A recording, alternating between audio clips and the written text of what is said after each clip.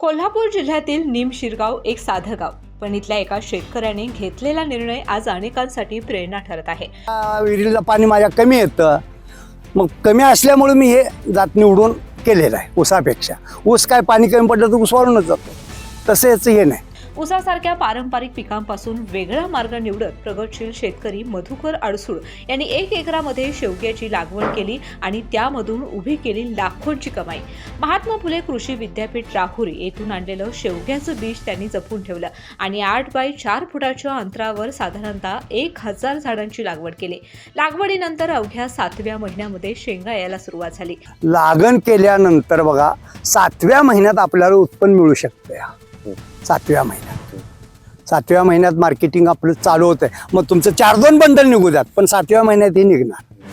आणि आज या शेवग्याला कोल्हापूर, सांगली, इचलकरंजी अशा अनेक बाजारपेठांमध्ये मोठी मागणी आहे. मार्केटनुसार कधी 80 तर कधी 200 रुपये किलो दर मिळत असल्याने या 1 एकरामधून वर्षाला तब्बल 3 ते 3.5 लाख रुपयांचा निव्वळ नफा मिळतो. 500 ते 9-10 शेंग देऊ शकते एक झाड. साधारण किलोचा दर काय असतो? किलोचा दर आता सुरुवातीला जर आपण गेलो तर 200 रुपये किलोनं मला लागला. 200 रुपये किलोचा रेट लागला पहिला भाव. मग त्यावेळी कमी माल पण पैसे जास्त झाले. ऊसापेक्षा जास्त उत्पन्न देणारी ही शेवगा शेती आणि एका शेतकऱ्याचा धाडसी निर्णय आज अनेकांसाठी नवी दिशा दाखवत आहे. दर्शको नमस्कार, केके न्यूज मध्ये आपल्या सर्वांचं सहर्ष स्वागत. मी आज पोहोचलोय कोल्हापूर जिल्ह्यातील निमशिरगाव या गावामध्ये. या गावातील प्रगतशील शेतकरी आदरणीय मधुकर अडसूळ साहेब आपल्या सोबत आहेत. साहेब नमस्कार, मी आपलं स्वागत करतो. यांचा शेवगा प्लांट आहे. माझ्या मागं आपण बघताय की शेवग्याची शेती आदरणीय अडसूळे सरांनी केलेली आहे. तर जाणून घेऊयात ही शेती किती फायदेशीर आहे, त्याचबरोबर एकरी यामध्ये येणारं उत्पन्न किती आहे. शेवगा या पिकाला कमी खर्चात जास्त उत्पादन देणारं पीक म्हणून ओळखलं जातं. सविस्तर माहिती घेऊयात शेवगा या पिकाची मधुकर अडसूळे यांच्याकडून. साहेब, तुम्ही हे जी शेती केला आहे, ही एकरी शेवग्याची लागवड केलेली आहे. काय सांगाल की या क्षेत्राकडं तुम्ही याच पिकाकडे का वळलात? सुरुवातीला तुम्ही हेच पीक का घेतलात? काय कारण आहे याचं? सुरुवातीपासून माझी माळव्याचीच हे आहे सुरुवातीपासून, आणि शेवगा पीक ऊसापेक्षा चांगला आहे म्हणून मी ही एक जात निवडली. आणि हे भावानी मला महात्मा फुले कृषी विद्यापीठ राहुरी इथून बी आणलेले होते. तेच बी मी जपून ठेवले आणि त्याच्यापासून मी हे झाडं वाढवत औंधा मी 1 एकर शेवगा केलेला आहे.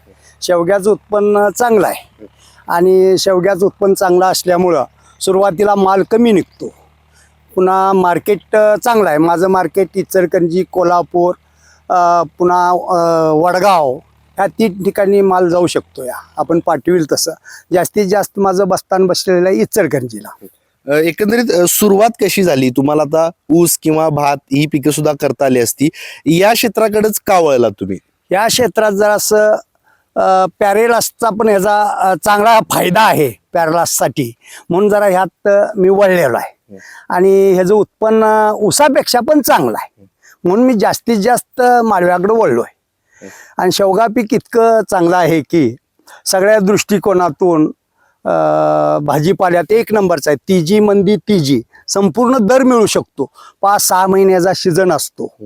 6 महिन्याच्या आत आपल्याला हे होत नाही आणि त्यामुळं आपण काय करतो, जास्त आपल्याला फायदेशीर ठरतं.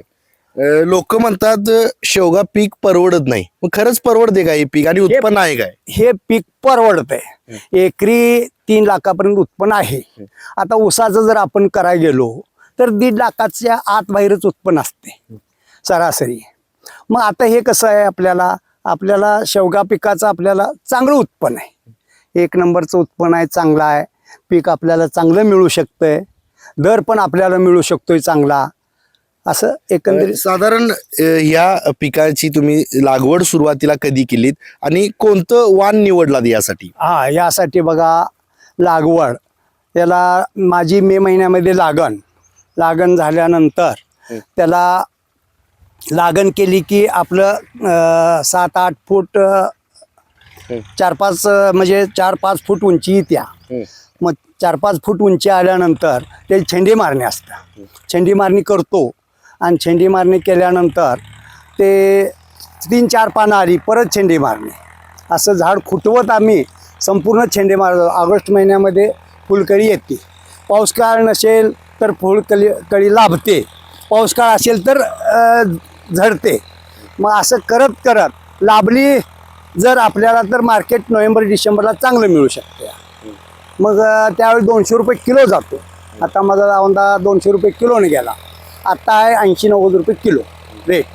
काय माल बघून पण आहे, क्वालिटी बघून. आपली क्वालिटी एक नंबर आहे, त्यामुळं आणि चवीला पण चांगला आहे. त्यामुळं आपलं इचलकरंजीमध्ये मार्केट चांगलं आहे आपल्याला. सुरुवातीला लागवड केल्यानंतर किती दिवसात लागण चालू होते या पिकाची? या पिकाची लागण आपण केलो की मेला लागण जर केली तर डिसेंबरला चालू होते. तसं ऊसाचं पीक नाही आहे, ऊसाचं पीक आपल्याला डिसेंबरमध्ये येऊ शकत नाही. तर हे आम्हाला कसं आहे, आपण जर मेमध्ये लागण केलो की डिसेंबरला आमचा माल मार्केटमध्ये जाऊ शकतो या, म्हणून आम्ही ह्याची निवड केली आणि हा माल आम्ही पाठवू शकतो. लागवड केल्यानंतर काय कोणकोणती तुम्हाला समस्या जाणवल्या?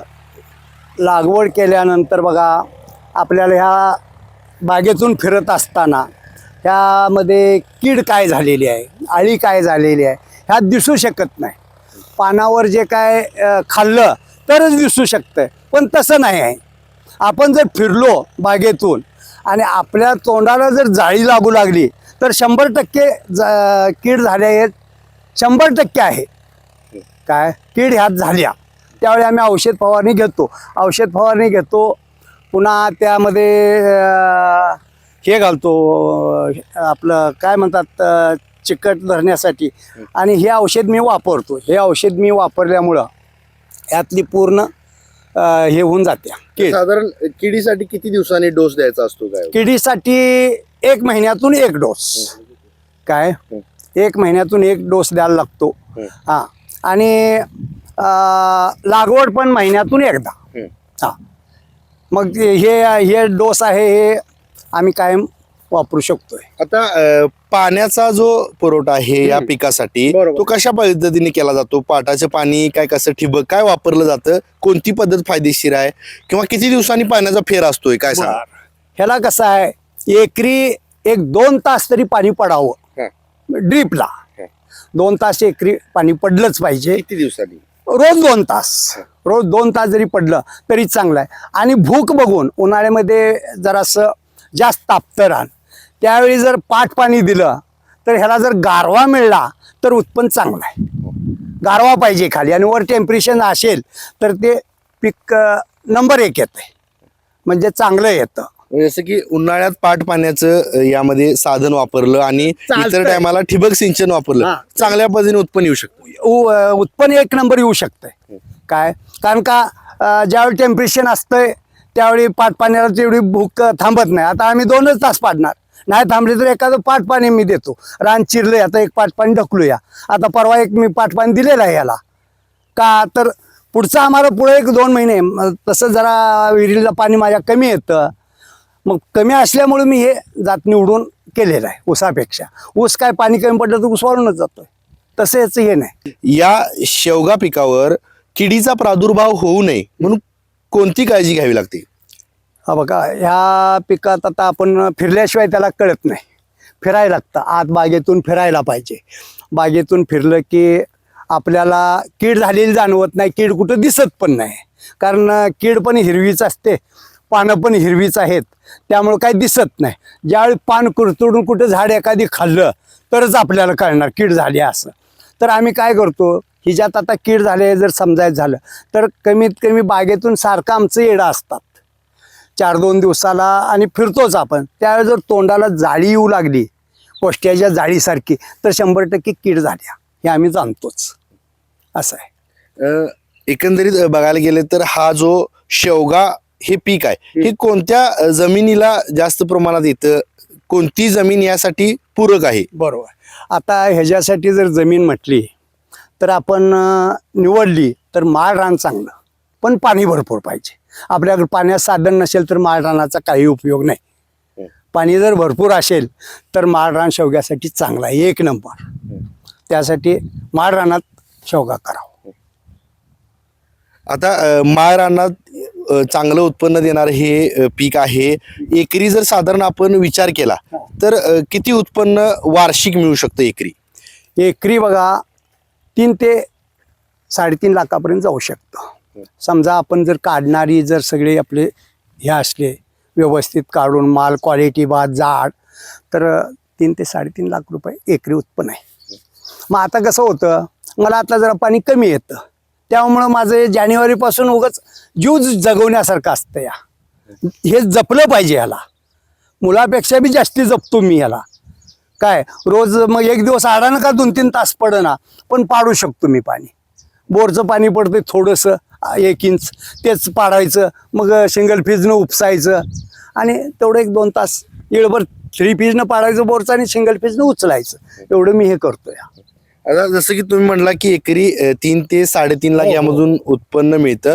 काही खर्च किती येतो एकूण याला खर्च? तरी खर्च बघा याला, आता माझा महिन्याला डोस असतो. प्रत्येक महिन्याला मी ड्रीपमधली थोडीशी सोडतो लागवड, कधीतरी सुरुवातीच्या काळात ड्रीपची सोडतो. त्याच्यानंतर माझा कायमचा एक डोस आहे, सुपर फॉस्फेट, युरिया आणि पोटॅश. हे एवढं मी मिक्स करून कायम डोस घालतो. एकरी 7-8 पोत्या डोस पडतोय, 8-9 पोती, 9 पोत्या तर डोस पडतो. 9 पोत्यात माझं एक माप आहे. एक झाडाला कमीत कमी 200 ग्रॅम माझं खत पडते, 200 ते 250 ग्रॅम एका झाडाला. असं त्या पद्धतीनं एक माझ्याकडे माप आहे 200 ग्रॅमचं. प्रत्येक झाडाच्या बुंद्यात आगरी घेतो आणि त्यात मी ओततो. आगरी घेऊन मी वरनं टाकत नाही आणि ते माती आड झाकतो, वर ठेवत नाही मी. डोस टाकला की तो माती अडकून झाकतो त्याला आणि त्याच्यावर ड्रीप सोडतो. आता बघायला गेल्यानंतर एकरी आपण जर बघितलं तर साधारण पीक लागण केल्यानंतर किती दिवसांनी उत्पन्न मिळण्यास सुरू होते? लागण केल्यानंतर बघा 7व्या महिन्यात आपल्याला उत्पन्न मिळू शकतं. 7व्या महिन्यात 7व्या महिन्यात मार्केटिंग आपलं चालू होतंय. मग तुमचं 4-2 बंडल निघू द्यात, पण 7व्या महिन्यात हे निघणार. जसं की तुम्ही सुरुवातीला म्हणला की ऊस हे वार्षिक उत्पन्न देणारं पीक आणि हे 7-8 महिन्यातच आपल्याला उत्पन्न सुरू होतंय. 7-8 महिन्यातच हे उत्पन्न चालू होतंय. किती दिवस पुढे उत्पन्न राहते मग? मग हे बघा, आमच्या इकडं म्हटलं, आमच्या ह्या भागात कोल्हापूर जिल्ह्यात इथं जर म्हटलं तर कमीत कमी 7 महिने आम्हाला सीझन मे पर्यंत मिळू शकतो. मेला वरती झडी चालू झाली आम्हाला तोडावंच लागतंय, कारण हेच आम्ही ठेवत नाही. किंवा पंजा छाटणी म्हणून असते, ते अशी इथून करतात. एक ही पंजा छाटणी अशी करतात, हे मी करत नाही. सरळ तळातून 1 वीत अंतर ठेवतो आणि बाग तोडतो मी. आणि पंजा छाटणीचा काय उपयोग होतो? ज्याच्या त्याच्या आवडीचं असते. मला पंजा छाटणी आवडते, कर जा बाबा म्हणतो आम्ही. आपल्याला नाही, ते आपल्याला तळातूनच पुन्हा झाड घ्यायचं असते. मग तळातून झाड घेण्यासाठी वीतवर ठेवतो आणि मी तोडून काढतो पूर्ण बाग. मग आता कसं, आता डोक्यात माझे हे संपूर्ण पांजरण मी बाहेर काढत होतो.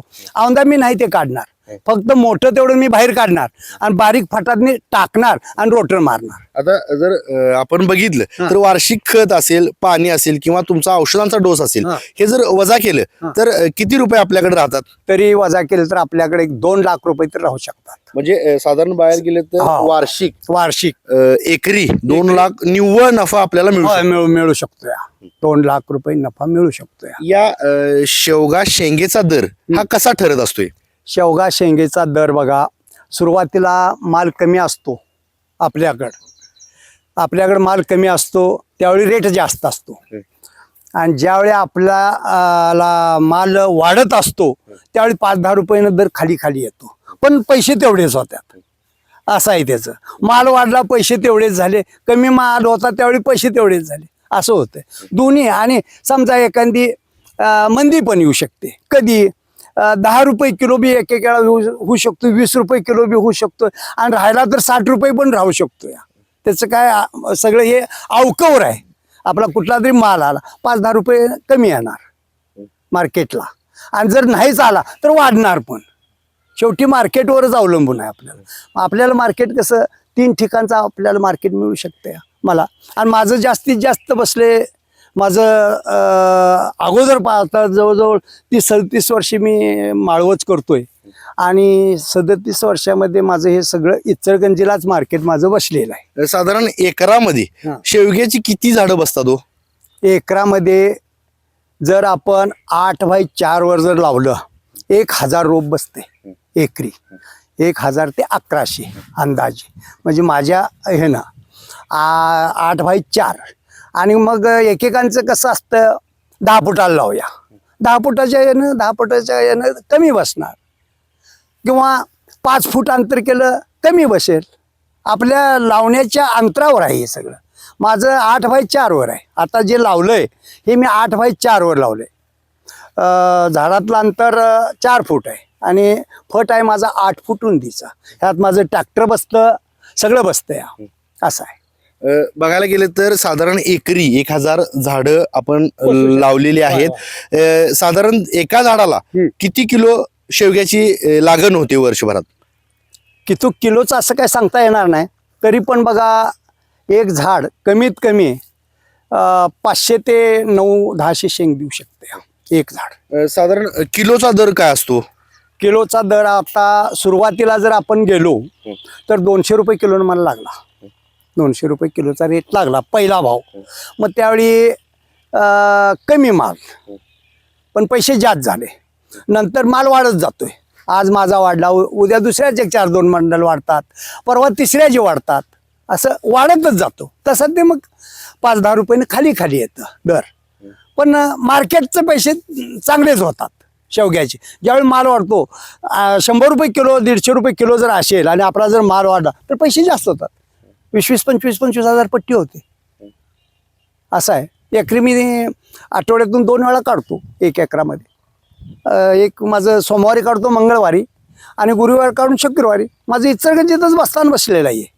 माझे दलाल तुम्हाला सांगू मुबारक गोदड, 1 नंबर आहे माझे आहेत दलाल. युनुस. बघितलं गेलं तर याला मजूर काही आपण लावता का, किंवा मजुरांचा काय अतिरिक्त खर्च येतो का आपल्याला? मजुरांचा खर्च जास्तीत जास्त सांगण्यासारखं म्हणजे बघा, मजूर माझ्याकडे तोडायपुरते असतात 1-2-3. बाकीचे माझे घरकुटुंब आहे. घरकुटुंब असल्यामुळं जे घरात जवळ माल आणून टाकतात, माझी मंडळी शॉर्टिंग करते. त्यातलं बारीक एखादी असेल ते बाजूला, असं माझे संपूर्ण जेवढा माल असेल तेवढा माझी मंडळी एकटी करत्या. काय संपूर्ण शॉर्टिंगचं काम. आता आपण बघायला गेलं तर जे शेवगा पीक मधुकर अडसुळे साहेबांनी घेतलेलं आहे, हे एकरी घेतलेलं आहे. जवळजवळ 1000 ते 1100 झाडं या प्लांट मध्ये आहेत. त्यांनी कमी खर्चात कमी क्षेत्रात जास्त उत्पादन देणारं पीक म्हणून शेवगा या पिकाची आपल्याला माहिती सांगितलेली आहे. काय सांगाल की नवीन हा शेवगा लागवड करणाऱ्या युवकांना, शेतकऱ्यांना तुम्ही काय मार्गदर्शन कराल? ह्याला एक माळ जमीन पाहिजे, खोल मातीची जमीन नसाव. खोल मातीची जर जमीन घेतली तर झाडं फोपावत मोठी होतात. ते त्यांना माल काढायला येतात, माल येईल, लागल, भरपूर होईल, पण काढायला डुईजड जातं. का तर झाड भरपूर वाढते खोल मातीला. आपण लागवड घालू हाय म्हटल्यानंतर त्यामुळं झाडाची फोपावत उंची जात्या. तसं आपलं कसं आहे, माळ रान झाड वाढत नाही. आपलं ह्याच्यामध्ये राहू शकतं 8-9-10 फुटाच्या आसपास. आणि ज्यावेळी शेंड्याला शेंग जी लागते त्यावेळी पूर्ण खाली झाड येतं. त्यावेळी आम्ही ह्यातनं कवळ्यानंच माल काढतो बाहेर. काय गट्टर बांधत नाही, काय नाही, सरळ कवळ्यावर घेतो आम्ही. काढणारी माणसं सरळ नेऊन आम्ही थप्पीवर ठेवतो. थप्पीवर ठेवलं की आपलं तिथं मार्केटिंग आमची मंडळी करतच बसलेली असते. नेऊन टाकलं की तिचं ते आमच्या मंडळीचं काम चालू. साधारण आपण बाहेर गेल्यानंतर शेवगा पिकाची उंची जास्त असते अशी अनेक वाण आहेत. हे कोणतं सुधारित वाण आहे ज्याची उंची कमी आहे आणि उत्पादन जास्त आहे? कमीच आहे आणि ह्याचे त्या शेवग्यामध्ये काही नाही आहे. शेवग्यामध्ये उंचीचं हे काही नाही. त्याला जर माती जास्त असेल किंवा रान ताकदीच असेल, झाडच फोपावत जाणार, मोठी शेंग लागणार त्याला पुढं, पण ते काढणाऱ्याला डुईजड येणार. म्हणून हे आमचं कसं, आता समजा एखादी जास्त हे आता हे आहे, जास्त संख्या ठेवल्या पाहिजेत. आपण जी काय तोडल्यानंतर जी पिल्ली ठेवतो 3-4 ठेवलं तर फोपावत मोठी होऊन जाणार. ते तर 5-6 ठेवायच्या, मग त्यांना तेवढीच ताकद मिळू शकते. त्यामुळे झाड गिड्ड राहू शकेल. एवढंच आहे. तर आपल्याला विस्तृतपणे माहिती सांगितली मधुकर अडसुळे साहेबांनी की कमी क्षेत्रात कमी गुंतवणूक केल्यानंतर एकरी आपल्याला जवळजवळ 2 ते 2.5 लाख उत्पन्न या शेवगा या पिकातून मिळू शकतो। त्याचबरोबर कमी मॅन पॉवर लावून जास्त उत्पादन घेणारं पीक म्हणून शेवगा या पिकाची ओळख असल्याचं आपल्याला या चर्चेतून समजलं। तुर्तास तरी मी ह्या एपिसोडमध्ये येथेच थांबतोय। अशाच शेतीविषयक नवीन व्हिडिओसाठी आताच आमच्या या चॅनलला सबस्क्राईब करा आणि शेअर करायला देखील विसरू नका। KK न्यूजसाठी व्हिडिओ जर्नलिस्ट सर्वेश देसाईसह समीर मकानदार, कोल्हापूर।